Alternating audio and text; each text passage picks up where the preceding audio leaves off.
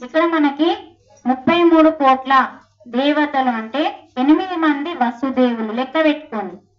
33 వస్తాయి కానీ కోట్లు ఉండవు. సమూహం 11 మంది రుద్రదేవుడు. తాండవమాడే వాళ్ళకి శక్తులు ఎక్కువ ఉంటాయి. రుద్రదేవుళ్ళు అంటే ఇప్పుడు రుద్రుడే కదా, అతనికి తలకాయ తీసేస్తాడు. ఎవరికి? సతీదేవి తండ్రికి, ప్రజాపతికి. అతన్ని అలాంటి వాళ్ళు మనకి 11 మంది ఉంటారు. 8 మంది వసుదేవులు, 2 అశ్విని పుత్రులు, 12 మంది మనకి ఆదిత్య దేవతలు అని ఉంటారు. 12, 11, 8, 2 ఎన్నైనాయి? 33 అయినాయి. ఈ 33 దేవుళ్ళు మనకేం చేస్తారు ఇది తెలుసుకోవాలి. 33 మంది దేవుళ్ళు ఏం చేస్తారంటే, అశ్విని పుత్రులు అన్నాం కదా, వాళ్ళ తలకాయలు ఎలా ఉంటాయంటే గుర్రం తలకాయలు ఉంటాయి. చూసారా? వీళ్ళు ఎవరు అంటే సూర్య భగవానునికి పుత్రులు. వీళ్ళని ఎప్పుడు మనం ఆరాధిస్తూ ఉంటే మనకు ఆరోగ్యాన్ని ఇస్తారని, అలా ఆరోగ్యాన్ని ప్రసాదించే వాళ్ళు మాత్రమే. అందుకనే అశ్విని పుత్రులని ఎటువంటి అనారోగ్యం, మనకు ధ్యాన సాధన చేసే వాళ్ళకి ఇవన్నీ అవసరం లేదని పత్రిజీ మనకి ఇవన్నీ చెప్పలేడండి. ధ్యానం చేసిన వాళ్ళకి ఆరోగ్యం ఆల్రెడీ వస్తేస్తుంది, సౌభాగ్యం వస్తుంది, అన్ని వస్తున్నాయి. ధ్యానం చేస్తే అన్ని కలగలిపి వస్తుంది కాబట్టి అవసరం లేదని చెప్పలేదు. అందుకనే ఇక్కడ అశ్విని పుత్రులని వేడుకుంటే ఏమైతుందంటే ఆరోగ్యం మనకి వస్తుంది. వాళ్ళని ఎలా వేడుకోవాలంటే మళ్ళీ పెద్ద పూజ తతంగం అవన్నీ ఉంటాయి. కాబట్టి ఓ మంత్రం ఉంటుంది. అంటే 33 కోట్ల దేవతల యొక్క గురించి మనం స్పష్టంగా తెలుసుకుంటే అన్నింటికంటే గొప్పది ధ్యానం అని మీకు చెప్పడానికి ఇది వివరిస్తున్నా తప్ప ఇలా చెయ్యమని కాదు. అశ్విని పుత్రులు అంటే వాళ్ళు సూర్యునికి పుట్టిన పుత్రులు. వాళ్ళు గుర్రం తలకాయలతో ఉంటారు. అదొక పెద్ద చరిత్ర ఉంటుంది. ఇప్పుడు నేను దాన్ని వివరించలేదు. ఇంకోటి ఏంటంటే 8 మంది వసుదేవులు మనకి ఏం చేస్తారంటే ఇక్కడ వాళ్ళు మనకి సంపదలు ఇస్తారు. కొందరు ఆరోగ్యాన్ని ఇస్తే, కొందరు సంపదలు ఇస్తారు. మరి 11 మంది రుద్రదేవతలు ఏం చేస్తారంటే మనకి శక్తిని ఇస్తారు. శక్తి లేకుంటే మనం సంపద కూడా సంపాదించలేము, ఆరోగ్యాన్ని కూడా. అందుకని చాలా ఇంపార్టెంట్ రుద్రదేవత. మరి ఆదిత్య దేవతలు మనకి ఏం చేస్తారంటే జ్ఞానాన్ని ఇస్తారు. మనకు కావాల్సింది అది. ఎవరికి ఏం కావాలంటే ఫస్ట్ కావాల్సింది జ్ఞానం. జ్ఞానం మన దగ్గర ఉంటే ఆరోగ్యం వస్తుంది, సంపద వస్తుంది, అన్ని వస్తాయా లేదు?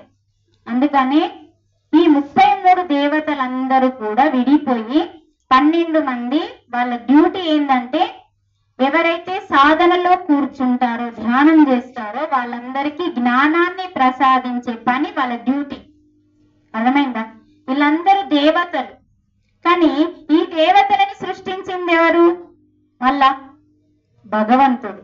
అంటే రూపము లేని భగవంతుడు, అంటే సర్వాత్మ. మరి ధ్యానంలో నీకు వచ్చే శక్తి ఎక్కడిది? ఆ సర్వాత్మ నుండి వస్తుంది. దేవతల నుండి రాదండి. మనకు ఎక్కడి నుండి వస్తుంది శక్తి? సాక్షాత్తు ఆ విశ్వ చైతన్యం నుండి వస్తున్న విశ్వశక్తి. కాబట్టి ఇవన్నీ తక్కువే కదా. అంటే మనం ధ్యానంలో కూర్చున్నప్పుడు వచ్చిన శక్తే విశ్వశక్తి. కాబట్టి అంటే సర్వం పరమాత్మ శక్తిమయం. అదే మనం ధ్యానంలో తీసుకుంటున్నప్పుడు మరి ఇవన్నీ తక్కువ కదా. అందుకని ధ్యానం చేస్తే సంపదలు వస్తాయి, నీకు కావలసినవి వస్తాయి, ఎక్కువ అవసరం ఉండదు. అలాగే నీకు ఆరోగ్యం వస్తుంది, జ్ఞానం వస్తుంది.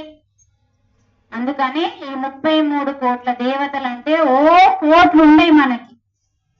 అర్థమైందా? అందుకని 33 మాత్రమే.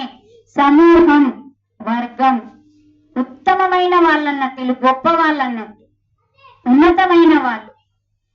దేవతలంటే ఉన్నతమైన వాళ్ళు, గొప్ప వాళ్ళే కదా. అందుకని 33 కోట్ల దేవతలంటే దాని మీనింగ్ ఏంటంటే ఉన్నతమైన వాళ్ళు, ఉత్తమోత్తమైన వాళ్ళు. వాళ్ళు వీళ్ళు 11 మంది వీళ్ళు జ్ఞానం, 12 మంది వీళ్ళు ఆదిత్య దేవతలు జ్ఞానాన్ని ఇచ్చేవాళ్ళు, రుద్రదేవతలు మనకి శక్తినిచ్చేవాళ్ళు. చూడు, చక్కగా గుర్తుంచుకోండి.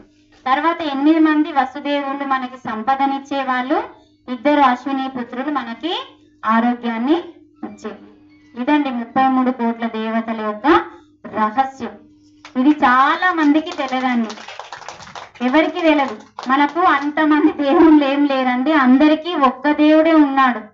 అల్లా కూడా ఇందులోని వాడే, జీసస్ కూడా ఇందులో. అంత సర్వాత్మ ఒక్కొక్క అవతారాన్ని ఎత్తి ఒక్కొక్క రక్షులండి కాపాడడానికి, రాక్షసుని సంహరించడానికి తప్ప రూపం లేని పరమాత్మ అండి. రూపమే లేదు, ఆకలి లేదు, ధూప లేదు, ఏమీ లేదు, అన్ని మన కోసమే.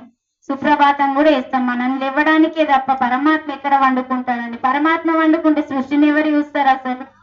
అందుకే విష్ణుమూర్తి పని మొత్తం చూసుకోవడం, బ్రహ్మ పని మొత్తం సృష్టించడం, శంకరుని పని మొత్తం నాశనం చేయడం.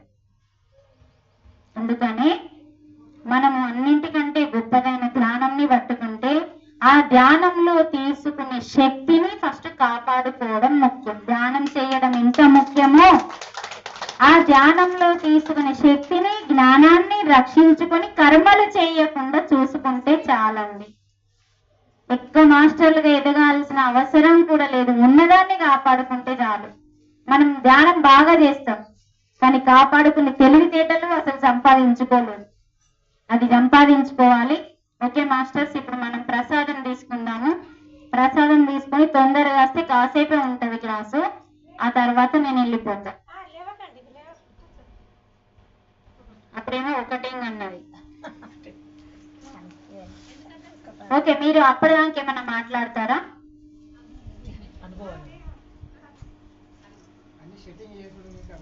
ఓకే, ఒక టైం ఉందా ఇంకా?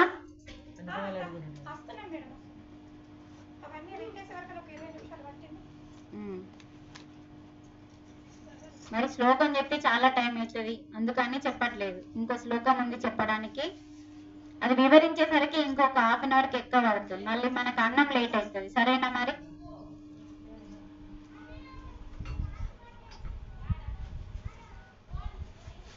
ఇంకా ధ్యానం గురించి ఏమన్నా మీకు డౌట్స్ ఉంటే అడగండి,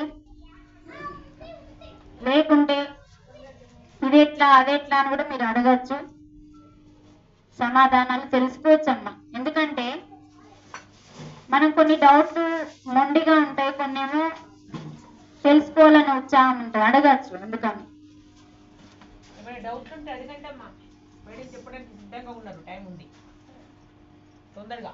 ఇప్పుడు అవి మధ్య మేడం పెట్టేయండి, మీరు బ్రేక్ ఇవ్వండి.